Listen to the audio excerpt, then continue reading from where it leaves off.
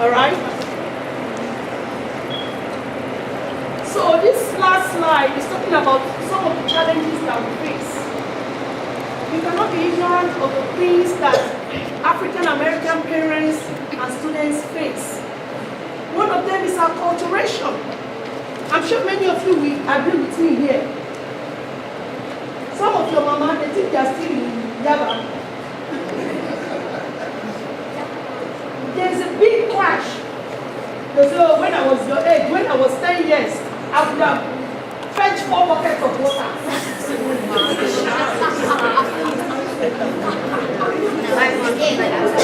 So this is part of the issue. As parents, yes, we want to teach them values. We need to know when to back off. These students are not going to be educated here and go and stay in Yaba. They are going to stay here. So we have to know when to just let them go. Because this is the conflict many of them deal with.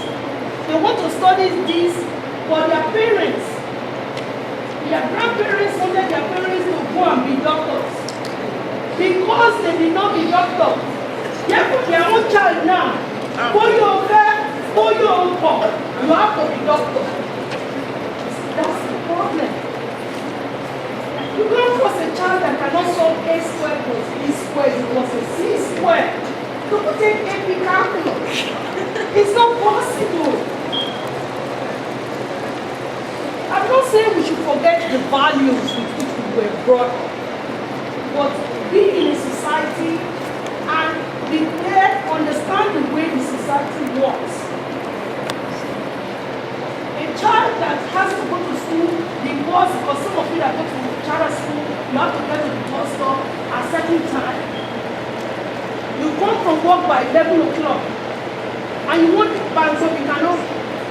And that child is going to wake up early to go to the bus stop, to enter the bus. Come on. In Nigeria, we have a model, we have driver. We don't have it here.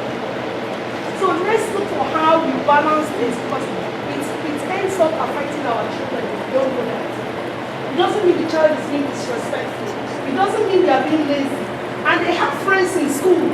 So they share stories. And then by the time they are telling their friends, you're very lucky.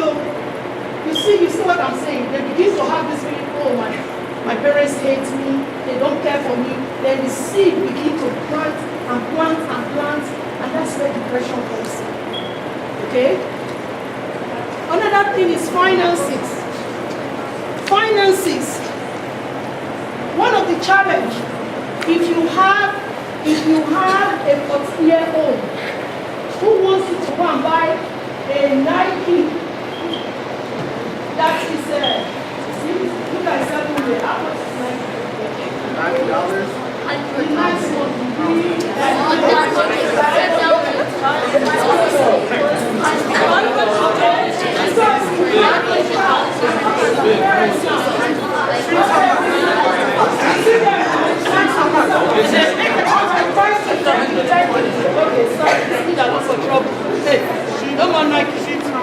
so if you have a child that wants to be wearing a 500 Nike shoe,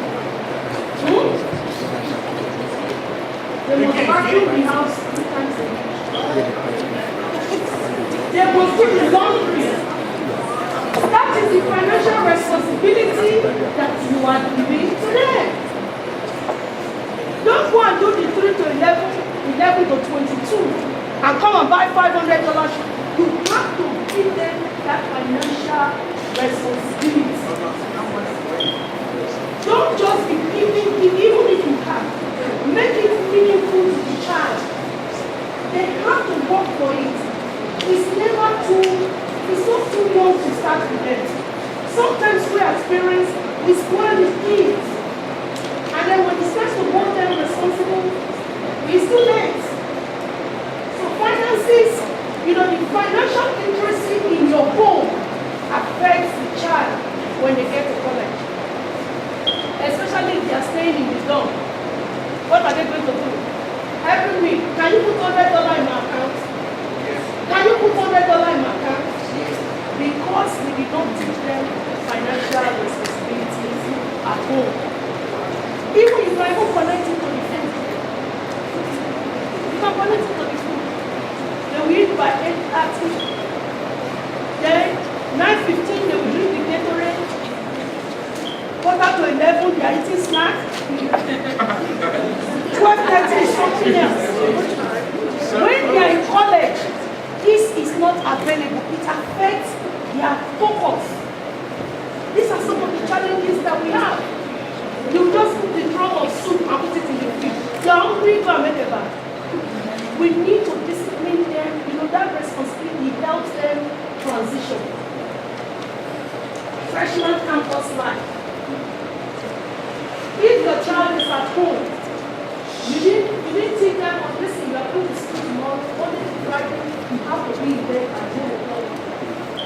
You know the number one problem, when I took my son on college visit, every one of the students that took us on the tour, he says, is that time management at night. They don't know when to shut it off. Some of them stay up to 2 a.m., 3 a.m., and they have 8 a.m. class. You know, we as parents, the child is in their room. As long as they're not bothering you, you are fine.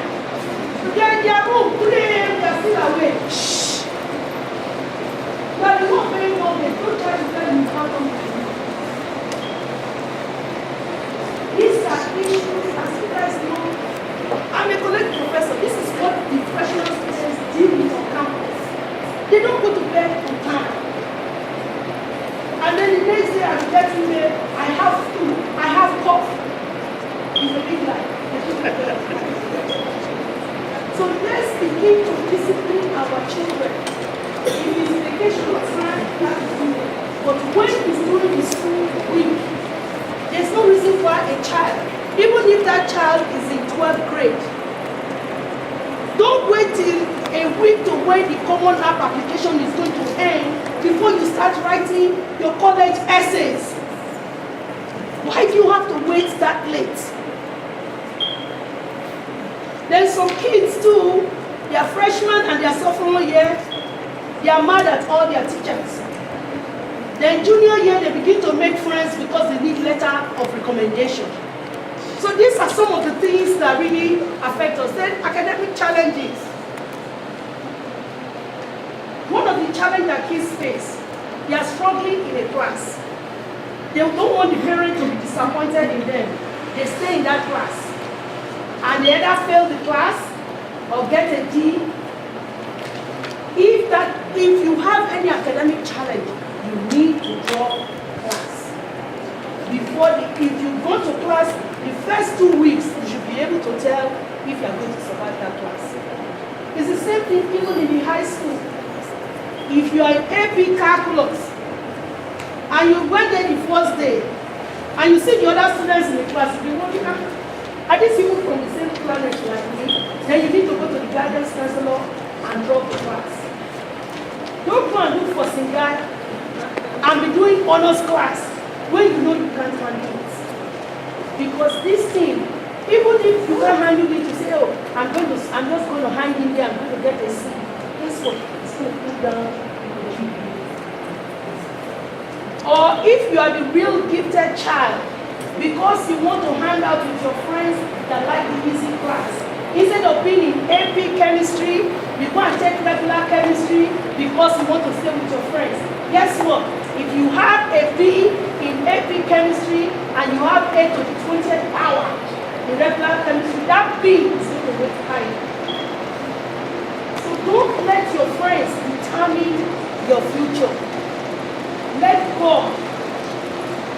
You have to also put God in everything that you do. Some of our kids, they think it's only the parents that have to fast. It's only the parents that have to pray. You are snoring. Your parents are praying all night.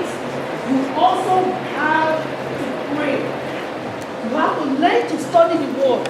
You have to apply the word in everything that you do. You cannot do it on your own. So these are some of the things I'm hopeful you will take with you today and reflect on it. And every opportunity you have to go to a presentation like this, please take advantage of it. It's It's not going to be when you are in the 12th grade. You have to start now and build and build and build. Okay? Any questions? Questions? You better ask him because I'm going to ask you questions. Yes.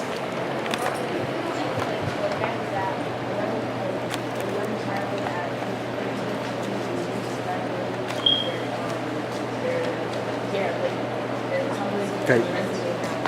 Yes. Credits. Ask the question. Do you know of any programs that the child or could do right now to instead of going to college credits? You start first with your guidance counselor. Your guidance counselor has all that information. If the guidance counselor does not have the information, when you get this slide with all the link, let's say yes, engineering is your top choice, look for a second choice, then go to their website and begin to look at things that they tell you. Look at their summer camp that they have, look at the advising programs that they have, and take advantage of it. Okay? Yes. Okay, just a minute before you go ahead with your question. We just want to quickly invite the panels to come because we understand some of them have to leave early, so we want to just use that opportunity while we are giving the questions to have the members of the panel able to the table. So we want a representative from the Brockton Police Department to please come forward. Shall we give her a round of applause as she comes forward? And then for committee, we want Sister Elizabeth to please come forward. Let's give her a round of applause even as she comes forward. And then we want Sister Elizabeth to come forward even for lawyer. And then we want Sister Motomalani to come forward for business. Shall we just put our hands together? Let's give them a warm welcome. Let's give them a warm welcome. Thank you, thank you, thank you, thank you. And then we can go to the questioner. Okay. So, any other questions? I think we need more mics now. My question was for Mommy. I said my question was Can you put the mic? Speak. okay, can you guys hear me? What if you wanted to change your major but you didn't, like you wanted to talk to your parents about it but you already knew the kind of reaction you're gonna get? How could you bring up that like conversation with them in a way that they will understand and they'll kind of work with you? Our question is, what if you want to change your interest? How do you communicate with your parents for them to understand? A couple of things. First and foremost, one of the things that drive everything is the communication relationship you have with your parents. What is the relationship you have with your parents when it comes to, having a conversation with them? Also, you have to educate your parents on why. Okay? Another one, you have to be resilient. If you tell them today they didn't listen to you, you have to look for the day that they are very, very happy. This is our culture. They are in a very good mood. Before he comes, his breakfast, his dinner is on the table. Then your dad will know that, we'll soon solve something. You do it the first day, even if you say, get, don't be mad. Because you are the one looking for something. So you must have the honey on your side. You have to keep going little by little. And guess what? You pray. The Bible says the heart of kings is in whose hand? God. He turneth it whatever way He willeth. So you have to pray. You don't come to church now. One day we come to church, that message, we just touch his heart. So don't give up. Does that make sense? Just continue and make sure you provide the rationale. Because the onus is on you to convince them. You are the one that have all the facts. So you have to package it. Even if it means translating it in a kitty language, you do it. Does that make sense?